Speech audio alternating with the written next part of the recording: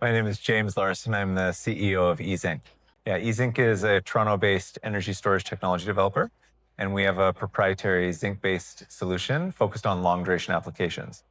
So where other technologies like lithium-ion can only discharge energy for a few hours at rated power, we can discharge energy for multiple days at rated power.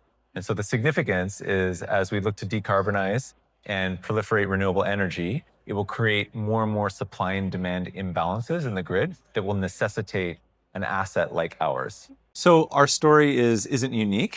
There are a lot of companies with a lot of different technologies that are trying to communicate their value proposition. I think that our story is actually one of the most straightforward to explain because everyone knows we need to decarbonize.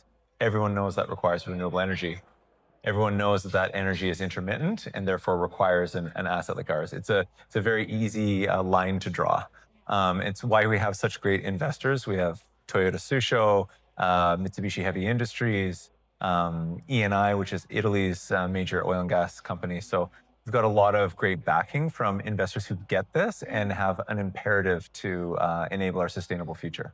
So I'm really excited about 2026 because first of all, we've seen a major slowdown in capital markets over the last couple of years, 18 months, 12 months, and particularly given the change in administration in the US.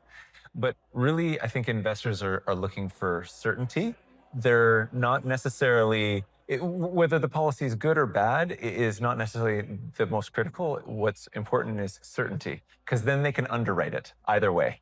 And now that we're starting to get through the first sort of 9 months of the administration, we're getting to a point where there's more certainty.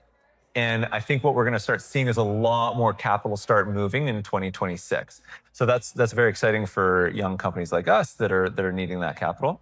And we're going to see also a lot of movement because, I mean, our company in particular, we have two major commercial projects that we're deploying next year. And these will be the proof points of the technology in terms of our performance, the use case, as well as our manufacturing scale-up plan. And so a lot of companies like us are sitting there right at this inflection point.